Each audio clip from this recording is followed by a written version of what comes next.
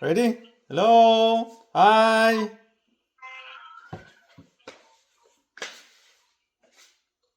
Have you ever thought about an icon or it's just someone that you look up to in the meantimes? It could be a musician, it could be an athlete, it could be an artist, it could be a singer, it could be a chef, or it could just be anyone in the world. We always have that one icon in our life. And that icon for me as an athlete is Muhammad Ali. Hello, my name is Judd Diaz, and I will be talking about Muhammad Ali throughout this video. Muhammad Ali is probably one of the greatest athletes, if not the greatest athlete in the world, as some would say. Muhammad Ali changed a lot of people back in the day, and without him, we wouldn't be in this situation we are today. But first, let's talk about him, which is the greatest of all time, Muhammad Ali. First, I will talk about his background. Then, I will talk about his career in boxing and his how many times he has won. And finally, I will then talk about how he changed the Social Civil Rights Act. Let's transition to our first point in Muhammad Ali's background. Muhammad Ali was born in January 1942. That was during a time where the segregation period was high. He got his nickname Muhammad Ali from his great grandfather, which his real name is Cassius Clay. But now, how it all started with his boxing career is apparently, now this is a true story, okay? He was riding a bike in his neighborhood and his bike got stolen.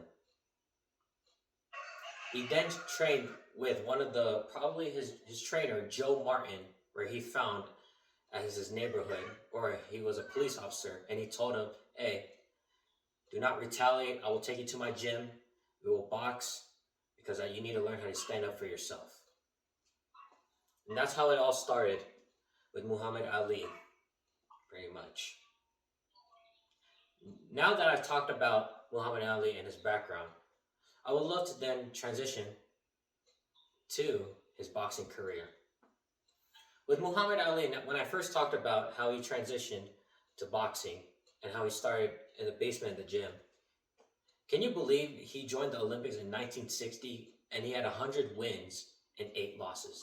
That's pretty impressive, coming from a guy who is still young during the segregation period where everyone's discriminating a lot.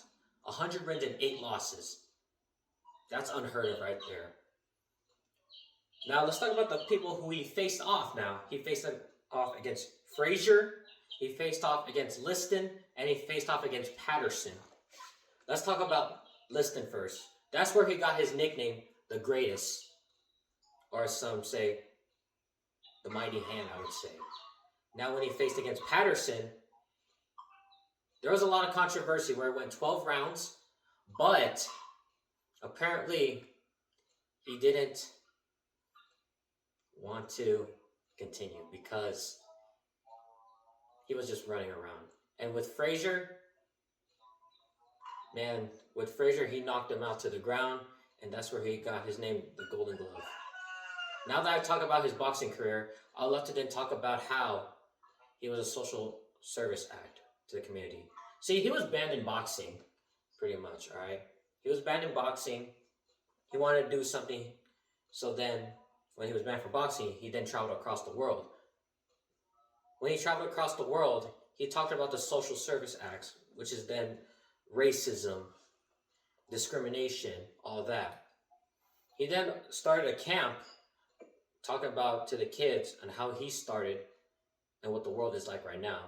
He then traveled around the world, which is to Africa and India, to discuss about the discrimination and impact on the world.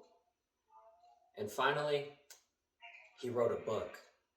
Now, when writing a book, it could be a lot of controversy. But with Muhammad Ali, he was a confident guy, wrote a book after he retired from boxing, and now the world knows about it till this day. In conclusion, Muhammad Ali, at first, we talked about his background, we then talk about his boxing career, and then we talk about his social service acts.